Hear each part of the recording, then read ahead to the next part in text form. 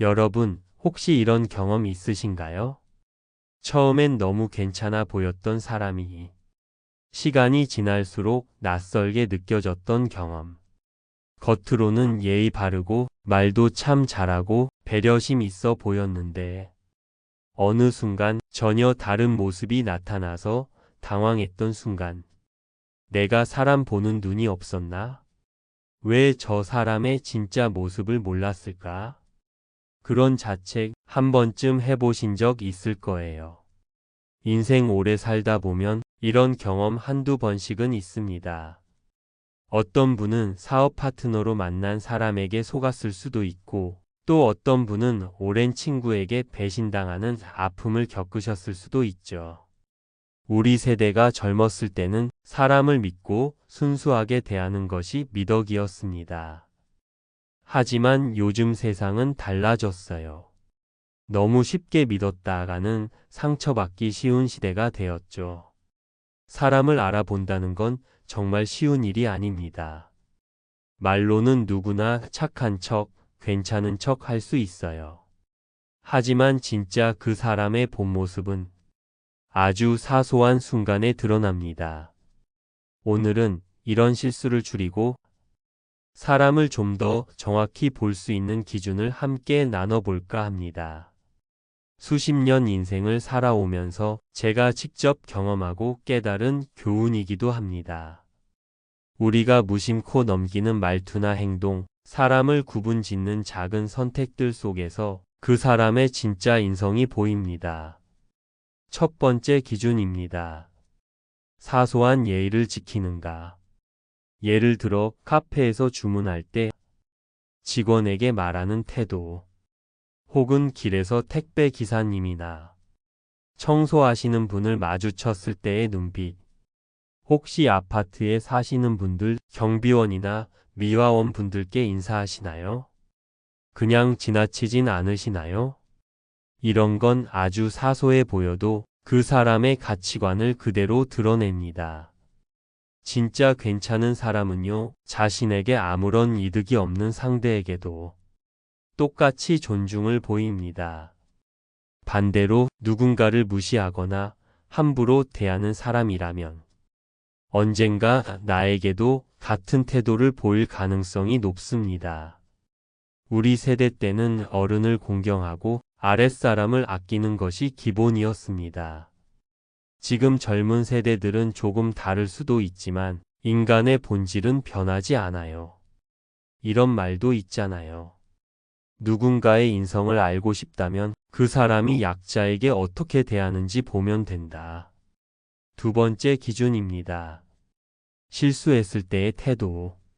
누구나 실수는 할 수 있어요. 인생을 70년, 80년 살다 보면 누구나 크고 작은 실수를 하게 됩니다. 실수하지 않는 사람은 없어요. 문제는 그 실수 앞에서 어떤 태도를 보이느냐입니다. 진심으로 사과하고 자신의 잘못을 인정하는 사람, 아니면 변명을 늘어놓거나 상황 탓, 남 탓을 하는 사람. 그건 내가 오해한 거야. 그건 어쩔 수 없었잖아. 내가 그랬던 이유가 있어. 이런 말은 책임을 피하고 싶을 때 자주 나오는 말이죠. 반대로 내가 그 부분을 놓쳤어. 미안해. 내 말이 맞아. 내가 잘못했어. 이런 태도는 그 사람의 성숙함과 신뢰감을 보여줍니다. 제 지인 중에는 80이 넘은 분도 계시는데 그분은 잘못했다고 인정하는데 전혀 망설임이 없어요. 그래서 주변에 늘 좋은 사람들이 모입니다. 여러분이라면 어떤 사람과 오래 관계를 유지하고 싶으신가요? 세 번째, 남에 대해 이야기할 때 태도입니다. 어떤 사람이 자꾸 남을 험담하고 사소한 흠을 부풀려서 말한다면 그건 단순히 성격이 그런 게 아니라 그 사람의 마음속 기준이 얼마나 불안정한지를 보여주는 거예요. 특히 우리 세대 모임에서는 자주 만나는 분들 중에 이런 험담을 즐기는 분들이 계시죠. 처음엔 그 험담이 다른 사람을 향해 있는 것처럼 보여도 그 화살은 언젠가 나에게도 돌아오게 되어 있습니다. 상대를 깎아내림으로써 자신을 높이려는 사람은 결국 주변의 신뢰를 잃게 됩니다. 제가 젊었을 때 만났던 한 선배가 생각나네요. 그분은 항상 다른 사람들을 비판했어요. 처음엔 그 말에 동조하기도 했지만 나중에 알고 보니 제가 자리를 비우면 저에 대해서도 똑같이 말하더군요. 그런 반면 남을 칭찬할 줄 아는 사람, 없는 사람을 이해하려 노력하는 사람은 어떤 상황에서도 신뢰를 얻게 되죠.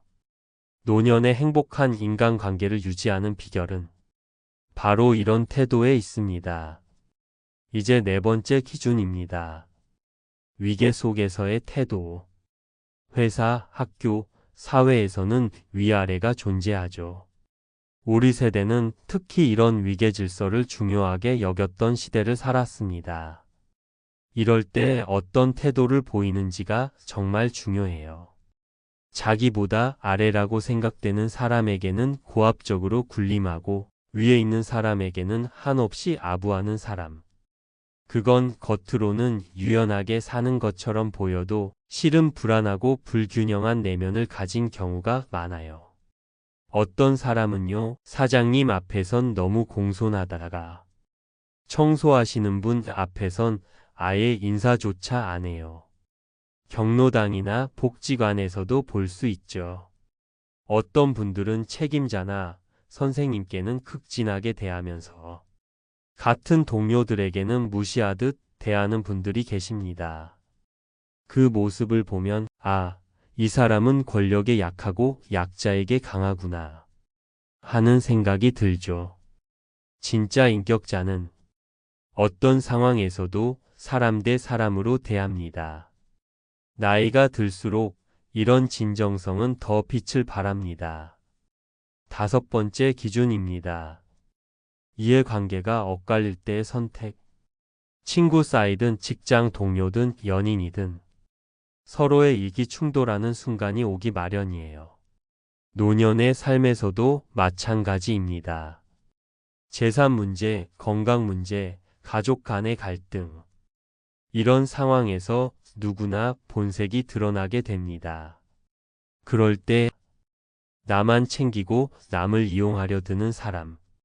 평소엔 좋아 보였더라도 그런 순간이 오면 진짜가 드러납니다.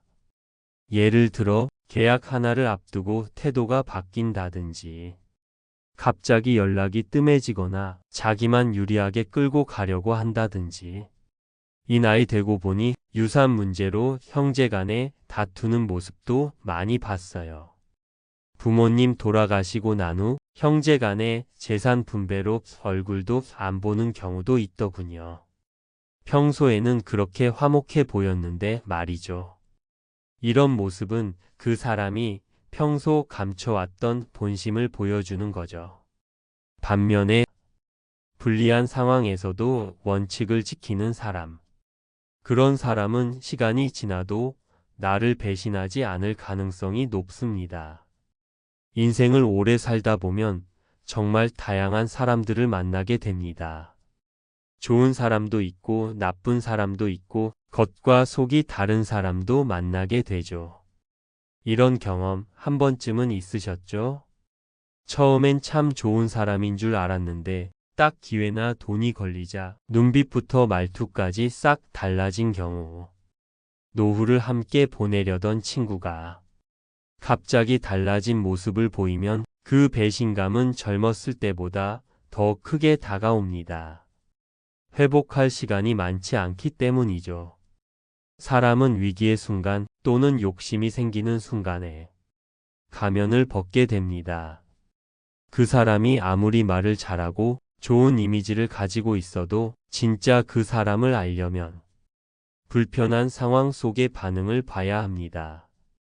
여섯 번째로 한 가지 더 말씀드리고 싶은 것이 있습니다.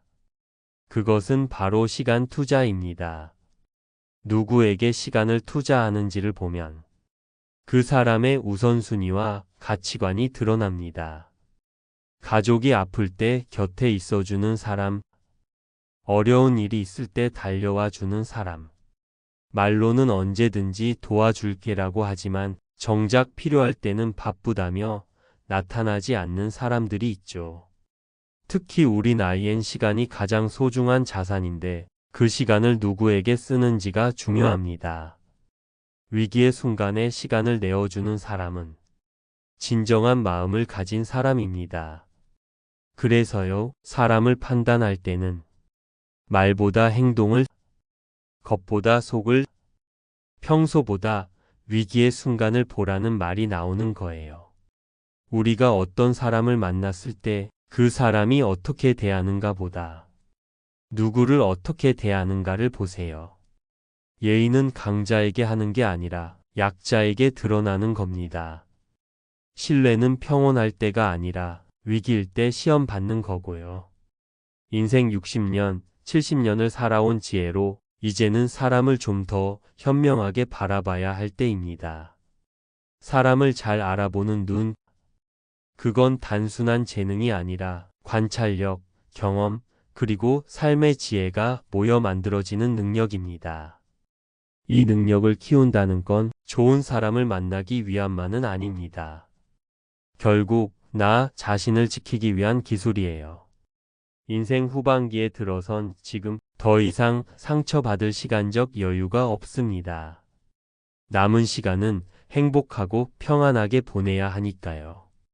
이제부터는 누군가를 만날 때 겉모습이나 첫인상에만 기대지 말고 그 사람이 어떤 태도를 갖고 있는지를 한 번쯤 곱씹어 보세요. 친구를 고를 때도 같이 살 동반자를 고를 때도 신중하게 살펴보는 지혜가 필요합니다. 사람을 제대로 본다는 건 인생을 지혜롭게 살아가는 첫걸음이니까요.